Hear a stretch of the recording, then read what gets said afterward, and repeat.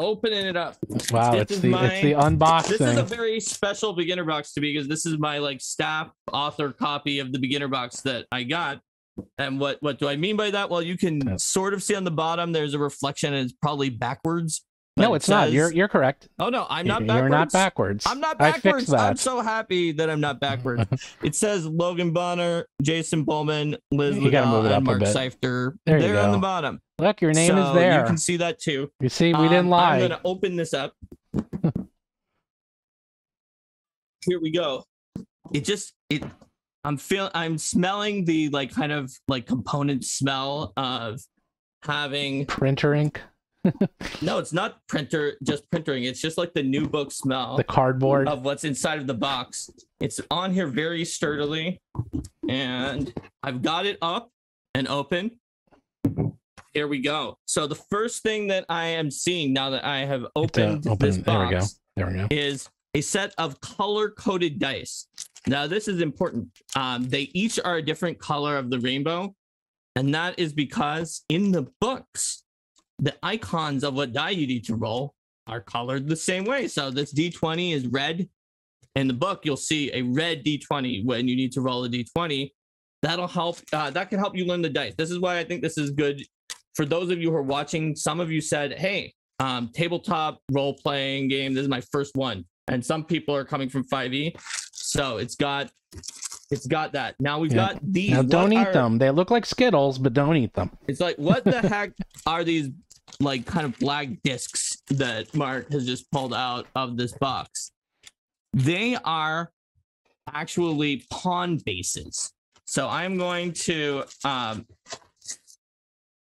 open them up so I can show you why it is a pawn base and why they have several different sizes. There's even one that's a different color. And by the way, I just want to mention, like, if you want to use this for little kids, it's excellent because of like something as simple as having different colored dice for different type of dice. Because, you know, to us, you know, a D8 and a D12 makes sense, but to a lot of people, it doesn't make. They have no idea what you're talking about. So if you tell your kid, "Hey, I want you to roll the red orange one. Die. Roll the orange die, and that's the D8."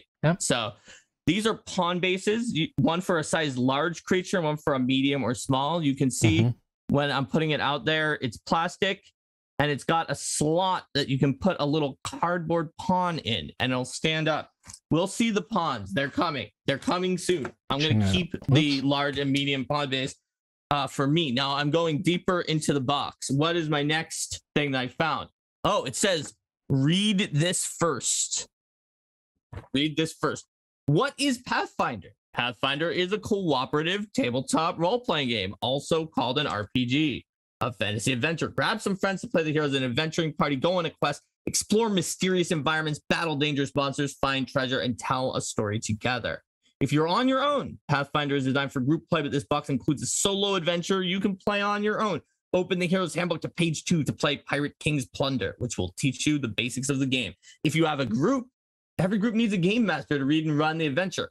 Pick one player to be the game master. The rest of the players will play fantasy heroes. If you want to start right away, grab one of the pre-generated character sheets. You could be the devout cleric Kyra, the powerful fighter Valeros, the sneaky rogue Mauricio, or the intelligent wizard Ezrin. Take the character folio for that character and the cardboard pawn that matches them. If you want to make your own character, take a blank character sheet and turn to page 12 in the Hero's Handbook.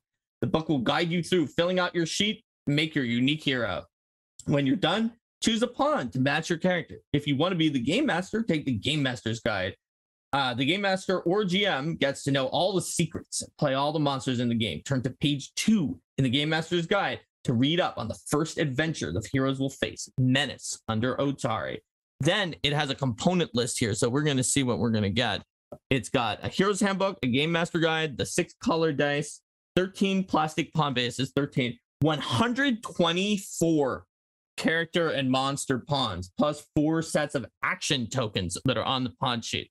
Those action tokens are pretty important. I will come back to that like very soon because there are 4 player reference cards. I see that right under here. I'll pull those out. 6 blank character sheets to make your character, 4 pre-generated character folios, and a double-sided flip mat that is you can like put your marker on and it's erasable. It's a ridiculous. It's an absolute ridiculous amount of content. Like, some of you may have just bought this from Paizo, but for those of you who didn't and just heard me say that, what do you think this costs with all of these things in here? I want to make sure I get this right. It has a double-sided. Yeah. What do you in the chat? Like, Steven, you can check the chat and see what chat is going to guess. Yeah, it's and then it's I will tell you after so much. It's ridiculous. Steven is determined. Pawns, mini, it's ridiculous. The quality is like you can see very on this, thick. Also, these cards, it's glossy, like it's not just like a piece of paper. So this is a player reference card. It's got everything you need to play your character. Now, why does it have these little circles on here? This is something I researched when we were trying to figure out how do you make games approachable to new players who might have trouble, especially if they're new, especially if they're young, and they might have trouble visualizing playing the game. So this is not just a reference card. You can set it in front of you and use it as a play mat. And these little circles that has 3 circles in it, you put action tokens on, and this little arrow that's kind of pointing around that is here, you can put a reaction token on. That's how many you get per turn. And when you use an action to move or like attack someone, you can just pull the token off the card. And that means you've used it up. People were asking like how to the turn flow go. That can help your turn flow. I've even seen it help somewhat with players who have analysis paralysis to like visualize their turn. It has on this reference card that every roll is a d20 plus you add a statistic. It tells you critical success, failure, critical failure is on here. What happens if you roll a 20 or a 1? It's got all your basic actions: dropping prone, interacting with something in the environment, leaping, seeking for something, standing up, stepping safely, even if the enemy has an attack of opportunity, which not everyone has in Pathfinder. Most opponents don't. Striding, which is a kind of basic movement. We didn't call it a move because then like there would be moves that weren't move and it gets really confusing. And then strike, which is a basic attack. Those are all the basic actions that are on this card. The flip side has the basic conditions from the beginner's box. Now that doesn't include all the conditions that are in the full game, but we happen to know that none of the spells or monsters that showed up in the beginner box needed any conditions other than the ones on the back here. The concealed, which is like you're blurry or in a fog. Flat-footed, where you're flanked or you didn't know, you can't see the enemy, so that you're easier to hit. Frightened, where you're so scared, all your statistics are a little bit worse, but it gets a little better over time. Once you're like, wait, it's not that bad. Grabbed, where someone is holding on to you and in place. Persistent damage, where you're taking damage over time. Prone, where you've fallen over. Restrained, where they not only grabbed you, but you basically can't do anything except try to get out. Slowed, where you don't get as many actions each turn. Unconscious, where you're KO'd, and wounded, where you've come back from being unconscious and now you're one step closer to death. So that is what's on these, and there's enough of them for everyone. There's actually 6, which is more than enough for 4 players and a GM. So let's see what the next thing I find in this box is. It is the character folios. I've got the fighter first here. So this one is not the glossy paper because you might have to write on it, right? It's like it's your character sheet. It's got the story of this guy, Valoros. It's got a picture and it tells you why to pick him on the front in case so you can pick your character. You want to fight on the front lines, use the best weapons and armor, react quickly to enemy actions. Inside, it's a filled out character sheet. It's got all the numbers filled out. You're going to notice pretty quickly that each of the sections on the character sheet has like a letter, like letter A, letter B, letter J is your defenses.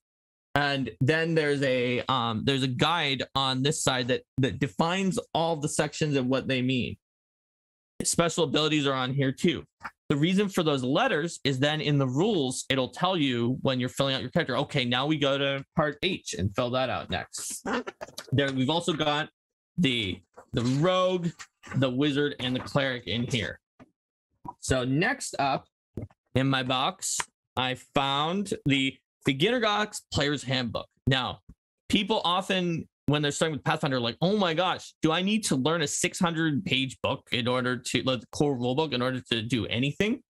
This book here, this Hero's Handbook is a total of 72 pages long. That not only has all the rules to play the game, it also has enough rules to play. It also has character building rules, which in a lot of the D&D boxes, they don't. They just give you pre-gens. For dwarves, elves, and humans, they can be fighters, clerics, wizards, or rogues. And you can build your character up to, I want to say, level 3. Yes, level 3, and pick out all of your options in there. And that part of the book where you're building your character and picking your ancestry, which is like race from Dungeons and Dragons, your background, and your class, that takes up a huge chunk of the book. So when you're looking at what is in the book, it starts with, like it said in the instruction, that first sheet, a solo adventure. And the solo adventure is like the first, a good like 9 pages. That is just a choose your own adventure that uses the dice and lets you learn the game. It's great if you're by yourself. Then there's a 2-page intro called Getting Started that talks about the dice color. Okay. At that point, we're on page 12.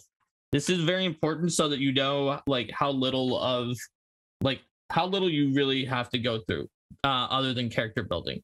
So from page 12 to page to page 49 is all character building. So the only part that's the skills and like the rules of the game, which includes all of the skills and how to play the game, is page 50 to page 74. So it's 24 pages. And that's it. And that includes all of the skills. If you don't care about the skills and you just want to know what are the basic rules of the game, that's page 60 to 72. That's 12. Actually, that includes the index. So, 60 to 71.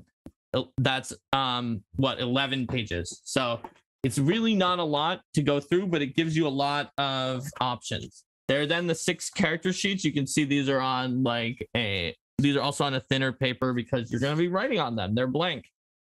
Then next up, I'm going to pull out the beginner box game master guide from this box. Here it is. It's got a rules reference on the back, so you don't have to flip to the middle to find your rules reference. It has a lot of the basic things a game master needs to know. This book is 88 pages long, so it is longer, but I want you to keep in mind that it has 82 to 88 is an entire city, just all the information about that city. Pages, a good huge section of this book, pages 56 to 81. So that's over 20 of the pages. A high percentage is monsters. It's got all the stats for a whole bunch of monsters that you might want. And magic items is page 50 through 55. So that's 6 pages of magic items. And then hazards, which include traps and haunts. So there aren't any haunts in here. These are mostly just traps. That takes up 2 pages as well. And then there's a 4-page section describing different environments and what it's like to be in the desert. So if you actually want to look at the rules for talking about role playing and building encounters and how to run the game in general, that's only on pages 28 through 43. So about 15 pages. That's it. And you're like, wait, doesn't the book start before 28? It starts with that adventure, Menace Under Otari, that we mentioned before, right on page 2, goes all the way up to page 27. It's a step-by-step adventure that was designed by Jason Ballman to ease you into the game by intentionally building encounters that would use different elements of the game each step of the way. He actually built a beginner's adventure as opposed to the slaughterfests he normally builds. Oh yeah, he normally builds adventures that are the hardest adventures you'll find. He is Jason Ballman is the Dark Souls of adventure design. Yes. Just always. Even in Pathfinder First Edition, when I was a player, I had not met Jason, who would become my boss for the time that I was at Paizo, and I knew of his reputation from playing in adventures he had written that they were super deadly. So the next thing I have is this 2-sided flip mat. You can use your markers on it and sort of dry erase it, and it's got maps that you can use in the adventure, or make your own adventure that's in a very similar looking area to the one that's in the beginner box. Both sides are usable. And now at the bottom is those 100 and... Oh, no, there's one more thing that's an advertisement for Pathfinder Society Organized Play, the one we talked about here earlier in the stream, to get connected with players, and the books that you need to continue and you can use to continue on to higher levels. But there's these 140 pawns. It's got actions. It's got viper snakes. It's got skeletal giants in here. It's got every monster that was in that section I talked about with monsters, everything you need to run those monsters. And my personal favorite sheet here, where these are not anybody who's in the adventure. They are at the bottom. You can see the iconic characters, but everything else except for this like random ogre warrior that is just here to fit a large creature in are just generic characters. This could be your next character that just have a wide range of different characters that you can play. A dwarven male cleric, or a human male rogue, or just a whole bunch of different things like that you can go through for elves, dwarves, and humans. The variety of weapons and just inspirational art to build your character. That's what we've got. That's the beginner box. That's a lot. Did anybody in chat try to guess without knowing how much it was? I made a poll. You made a poll? Yes. Okay, I am curious what people said. Okay, so most people apparently either already knew. Most people already knew, but then or guessed correctly. It was $40. It's only 39%. More people thought that it was more than that than thought that it was less by a small margin. You only get 4 options in the poll, but yeah, but there I'm not even considering this separately. I'm just saying the people who thought it was more were more people. It is only $40 and it has a lot of things in here. Yeah, it's insane. It's insane. For $40, you get almost 200 pages of content. You get a solo adventure that can teach you if you just want to learn. It has the quality of the paper too. It's all different paper. Some of it's glossy, some of it's like cardstock, some of it is for the character sheets so you can write on them.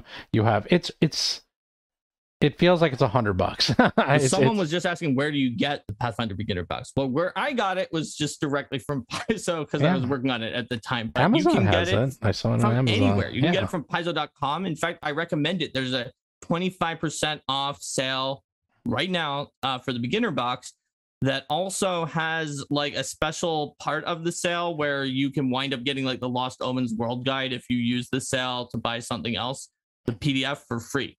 And that's sort of like a hidden part of the sale, or like it was a hidden surprise that they put in there. Mm-hmm. So yeah, you can get it on Paizo.com. You can find it pretty much anywhere that you find games. You'll probably see the Pathfinder. So I have a surprise for everyone. Oh, Steven's got a big surprise. This is really exciting. So I know all of you are going to probably get this, and everyone here wants to probably then play an adventure. Now, it comes with a pretty nice adventure. It's a very good adventure. I think it gets you all the way to the end of level 1 up to level 2. But if you want to try another adventure, we have written the Jewel of the Indigo Isles adventure path. It is not completely done. It will be finished any day now, probably within a week or 2. Hopefully we'll have the whole thing done for Pathfinder, and it doesn't affect you directly, but I'm just letting you know that if you do want to purchase the actual adventure path, that you get more than enough to keep you busy. It comes with 300 pages, and then the last 100 I'm finishing up. This adventure, if I must say so, is one of the greatest adventures I've ever seen. It was written by 3 people who their entire full-time job is making adventures. That's all they do. 2 of them are currently at Wizards of the Coast. Yes. Ron Lundeen and Patrick Rini. They were at Paizo before that. And one is Linda Zeiss Palmer, who not only does she make adventures, not only does she know adventures, she is in charge of the entire like adventure department / sub department team for Paizo, period. If you know anyone else who does adventures, she is their boss. These are the 3 people who have probably written and designed and edited more adventures than anyone on planet Earth that is currently alive. I'd say James Jacobs could give a run. James for Jacobs their is pretty close. Yeah. Dungeon magazine. Yeah, He's Dungeon. Probably done a lot. Well, I said they're in the top. They're in the top. They're in the. Tiger Eyes. I didn't forget about your gift. I didn't forget. We're gonna do your gift. Don't worry about Tiger Eyes. I'm getting to that one. So we decided, if you want, I put together a package for free. So if you go, and let me do it right now. If you go to battlezoo.com, and if you go to the free area where we have a lot of cool things, you can download the entire first chapter of the Jewel of the Indigo Isles for Pathfinder for free. It's about 75 pages. It has everything you need to run the Jewel of the Indigo Isles. It comes with, and I'm going to add more things. I just kind of ran out of time. It has the entire first chapter. It comes with 4 pre-generated characters that were designed to work within the Jewel of the Indigo Isles.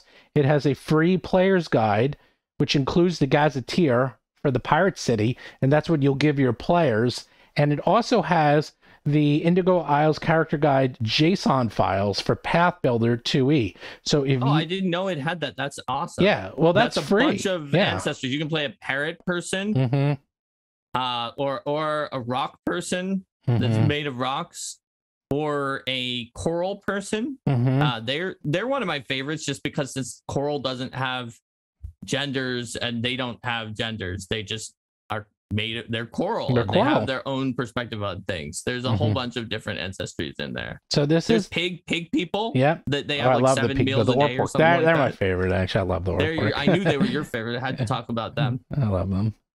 So the thing is that this is the entire first chapter. I will say, and that will get you from level 1 to level 2.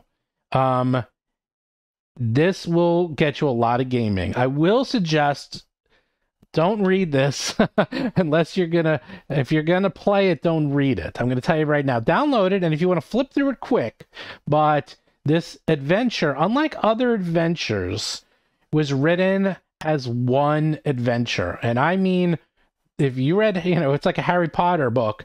Things that happen in the first chapter are going to come back around in the 12th chapter. It is one single adventure. It was unbelievably hard to do, which is now I know it does this. That's by the way, Paizo splits them up. No, my God, I'm never doing that again. But it is incredible because it is one mega adventure.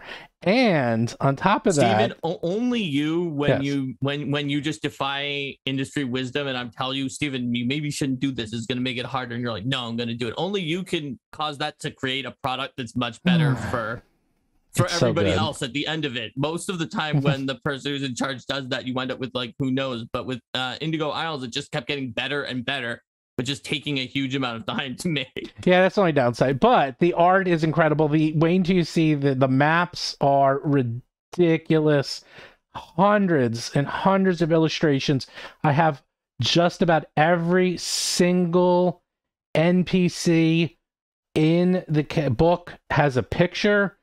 I can't say enough good things about this. I mean, nobody puts a picture on every NPC. No one. My jaw dropped when I found out that Steven did that, because art is so expensive. Yeah, I found out too. Steven found out too. Yeah. So anyhow, people are asking, is this for kids? Yes.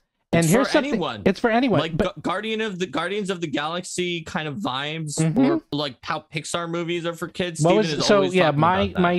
My quick elevator pitch for this adventure is Guardians of the Galaxy meets Pixar meets Indiana Jones. That is as close as I'm going to get without spoiling things. If you play it, you will see why.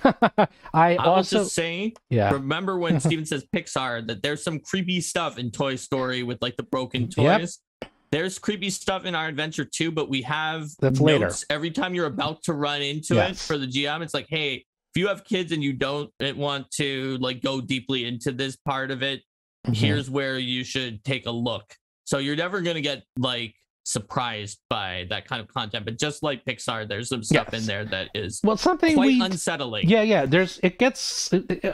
is an old movie trick. I used all my knowledge of script writing, and scripts are written using formulas.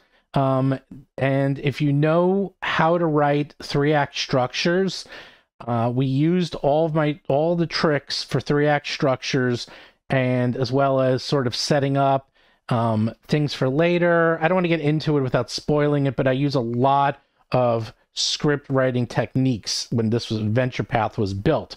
So when you play it, it's going to feel like a movie, and that includes tonal shifts, and it goes all over the freaking place, which keeps you on your toes and also keeps it exciting.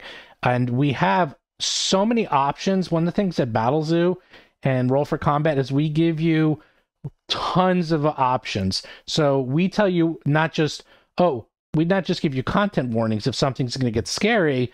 We'll tell you how to change it. Oh, and my favorite thing. You know what my favorite thing is, Mark? What happens if you lose? Yep. It's got lots of notes for the GM because Steven has GM'd so many other adventures, and he's the person who's always yelling at the screen, or it's like, oh, why doesn't it say this in here?